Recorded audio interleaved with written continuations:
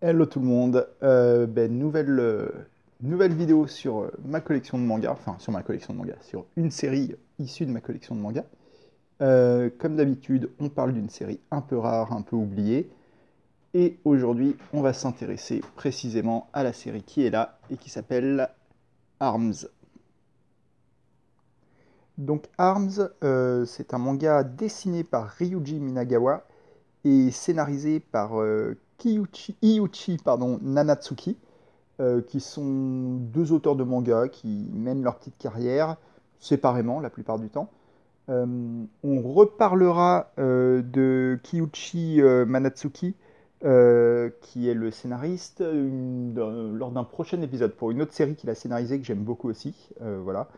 Mais qui, voilà, ces deux auteurs qui ont pas une carrière flamboyante, mais qui ont fait plusieurs séries, dont Arms était peut-être la plus longue, je crois, en 22 tomes, qui sont là, avec Fantine de nouveau en featuring, avec la longue sortie. Et donc Arms a été publié au Japon entre 97 et 2002.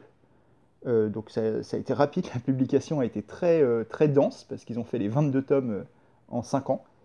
Et ça a été publié en France juste après par Kana, à une époque, donc 2003, ça a commencé en 2003 et ça a dû durer quelques années la publication, à une époque où le manga, alors était plus balbutiant en France, mais était encore quand même une industrie dont on n'était pas sûr de ce qu'elle allait devenir, quoi, je pense. Donc c'est marrant, il y a encore, vous voyez, à la fin des tomes, à l'époque, il y avait souvent, dans toutes les séries, c'est pas propre à Arms, il y avait souvent des pages un peu explicatives. Alors évidemment, il n'y en a pas dans le premier. Je vais essayer de retrouver ça.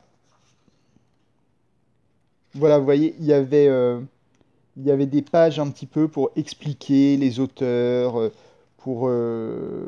voilà, donc Ryuji Minagawa, le scénariste qui a notamment travaillé sur Spriggan, nous expliquons, pour expliquer les auteurs, pour expliquer après des points de civilisation japonaise un petit peu sur, je me rappelle qu'à un moment, voilà, il parle de l'école au Japon, des choses comme ça, alors que le manga Arms parle assez peu de l'école, hein, honnêtement. Mais, euh, mais voilà, il y avait un peu cette volonté des éditeurs, merci Fantine, il y avait un peu cette volonté des éditeurs de didactiser le manga. Je pense que c'est une forme de BD qui cherchait encore ses lettres de noblesse à l'époque. Donc c'est marrant de revenir à cette époque-là.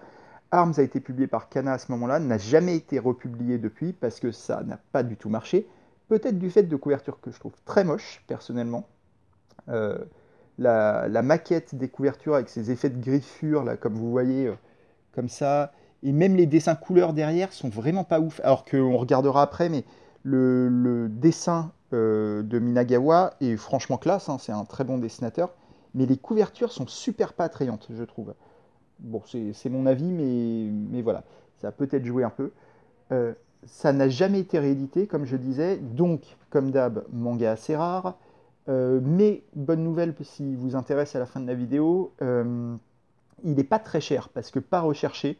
Donc même si vous allez galérer à le trouver d'occasion, à trouver toute la série, elle vous coûtera pas une blinde. Les derniers tomes, c'est toujours les derniers tomes qui valent plus. Là, le dernier, le 22, moi je l'ai acheté d'occasion à moins de 20 euros. Donc je ne sais plus combien c'était, mais peut-être 18-19, quelque chose comme ça. Ce qui est un peu cher, hein, j'en ai conscience, mais par rapport à d'autres séries qui sont aussi rares, c'est pas énorme. Donc Arms, qu'est-ce que c'est en termes de scénario? On va suivre, donc dans un Japon contemporain, on va suivre quatre ados. Voilà, là vous avez le héros qui s'appelle Ryo. Là il y en a un deuxième alors qui passe pour un méchant au début, mais en fait ça va, c'est un pote. Et ils vont être quatre, trois mecs, une fille, qui ont ce qu'ils appellent des armes, justement. Alors je vais essayer de vous en trouver une. Tac, tac, tac. Voilà. Par ici, il devrait y avoir un dessin pas mal. Évidemment non. Mais voilà, vous voyez, ils ont des bras comme ça. Alors, il y en a deux qui, ça concerne les bras. Vous voyez, normalement, si vous connaissez un peu les mangas, ça vous fait penser à une série très connue. Ces effets-là sur la chair, sur le bras. Euh, on va en reparler un petit peu après. Mais donc les quatre ados, il y en a deux qui ont des bras comme ça, qui se transforment, qui sont complètement invincibles en une espèce de métal liquide. euh, qui les rendent super puissants.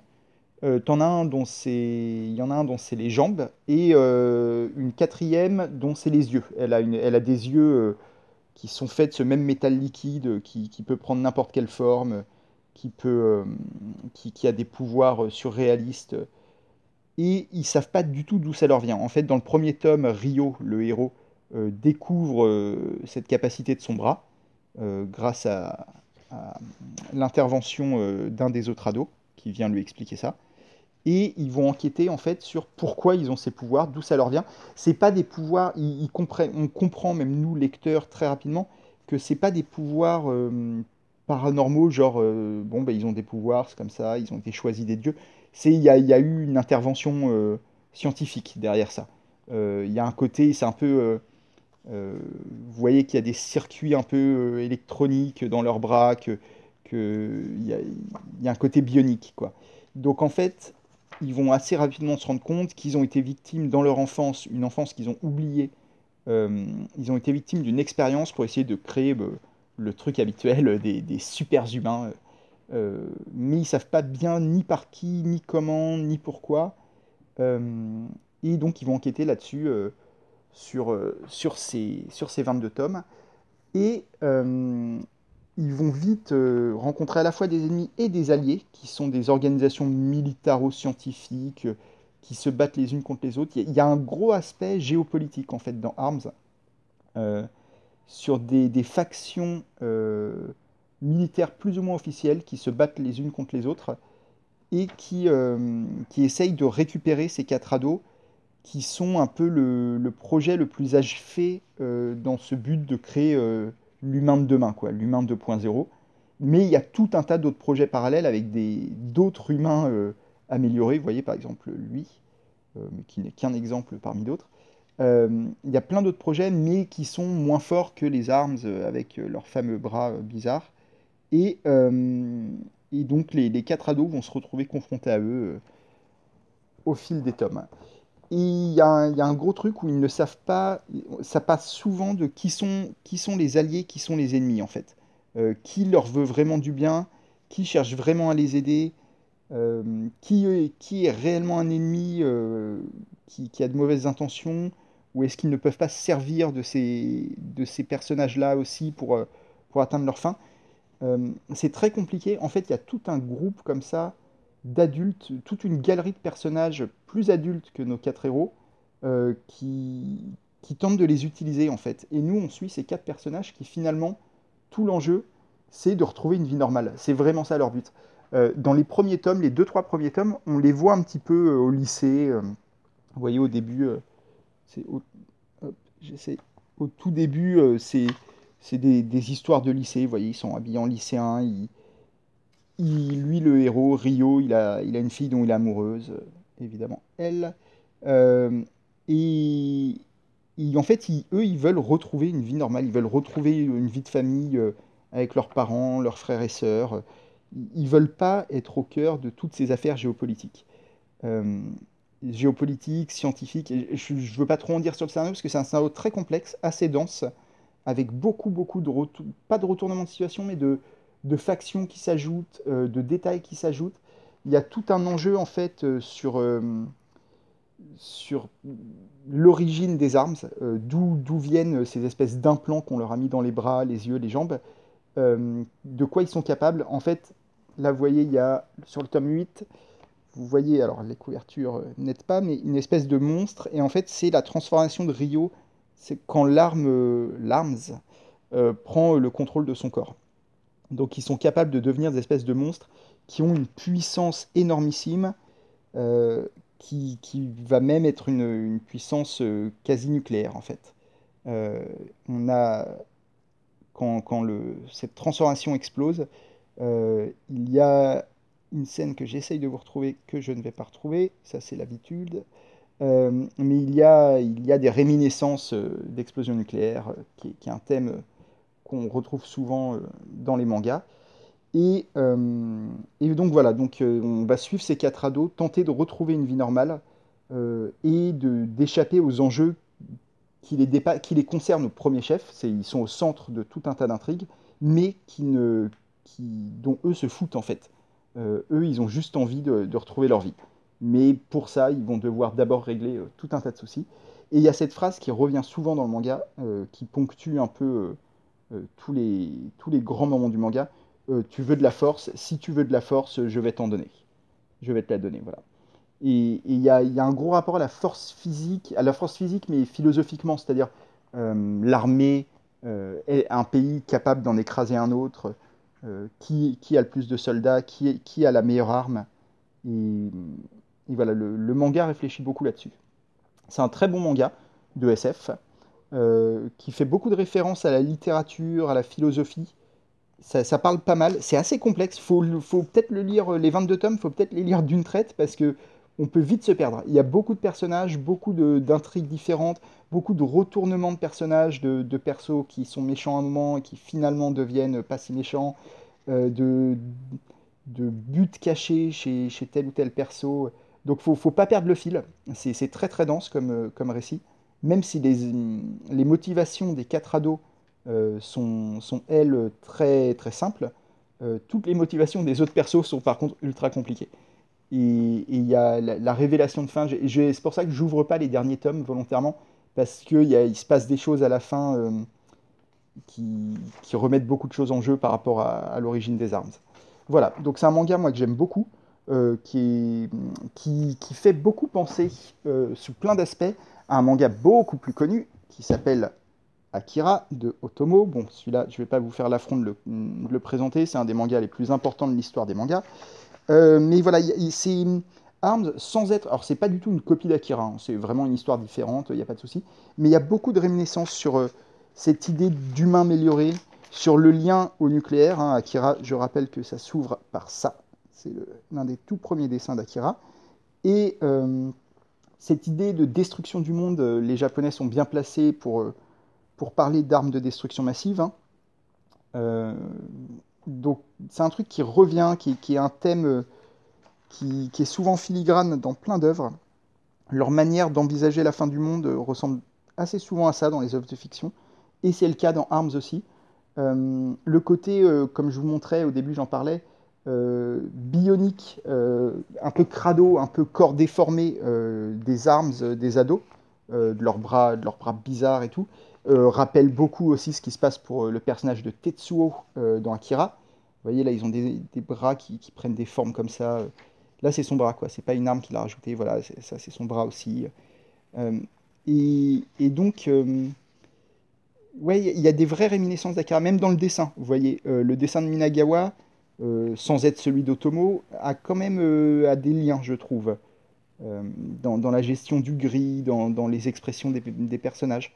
Donc voilà, je pense que comme nombre de mangas, c'est pas le seul, mais c'est clairement un enfant d'Akira. Ça m'étonnerait fortement que Nanatsuki et Minagawa, Minagawa dessinateur, Nanatsuki auteur, scénariste, n'aient pas lu Akira. Mais je pense que de toute façon, aucun auteur de manga n'a pas lu Akira. Et dernière petite chose sur Arms, qui est une petite chose, mais qui est en même temps la plus importante peut-être, c'est qu'en fait, je l'ai découvert via, étonnamment, L'Attaque des Titans de Isayama. L'Attaque des Titans, pour ceux qui ne connaîtraient pas, mais je pense que tout le monde connaît, c'est un des mangas les plus en vogue actuellement. Et il mérite parfaitement, c'est un excellent manga. Euh, L'Attaque des Titans, c'est un des mangas les plus lus actuellement, et l'auteur, dans une interview qui est parue en français, il n'y a pas beaucoup d'interviews parues en français, qui est parue dans ce volume-là, d'ailleurs, je crois qu'il y a un volume intégral des 3 premiers mangas, et qui a quelques bonus, dont une interview. Isayama, l'auteur de l'Attaque des Titans, disait que son manga favori et celui qui l'a mis au manga, qui lui a donné envie de devenir lui-même mangaka, c'est Arms. C'est celui-là, celui dont on parlait. Et donc je pensais que ça remettrait Arms au goût du jour, que les gens s'y intéresseraient grâce à l'Attaque des Titans, et pas du tout. Ça reste un manga complètement oublié, dont tout le monde se fout, qui date vraiment du début des années 2000. En France, tout le monde l'a oublié. Mais je trouve ça intéressant de se dire que ce manga oublié, qui n'a pas marqué l'histoire du média, a quand même été le manga favori de l'un des auteurs Isayama les plus en vogue actuellement. Et que, en fait, d'une certaine façon, peut-être pas directement, mais sans Arms, on n'aurait pas eu l'attaque des Titans. C'est pas direct comme ça. Isayama aurait probablement découvert un autre manga qui lui aurait donné envie. Mais il se trouve que c'est Arms. Il se trouve que c'est lui, c'est ce manga-là dont il a eu envie de parler quand on lui a demandé quel est votre manga favori. Et je trouve qu'il y a quelque chose de touchant là-dedans. À se dire qu'en fait, chaque œuvre d'art, que ce soit un manga, un livre, un tableau, n'importe quoi, une chanson, est potentiellement la favorite de quelqu'un. Et les œuvres qui marchent le plus, qui marquent l'histoire, sont peut-être celles qui sont les favorites du plus de personnes, mais certaines œuvres oubliées peuvent aussi être la favorite de quelqu'un. Arms a été le manga favori d'Isayama, l'un des auteurs les plus connus actuellement de tous les mangaka. Je trouve qu'il y a quelque chose là-dedans. Je ne sais pas exactement quoi, mais il y a quelque chose que je trouve touchant, dont je trouve qu'on peut y réfléchir en tant qu'artiste et en tant que public. Se dire que ouais, toute œuvre a en elle le potentiel d'être votre favorite ou la favorite d'un autre. Voilà, je vous laisse sur cette réflexion et je vous encourage à trouver Arms, qui est rare mais pas cher. Voilà, donc j'espère vous avoir donné envie et je vous dis à très très bientôt, d'ici un jour ou deux pour une autre vidéo. Merci, bye.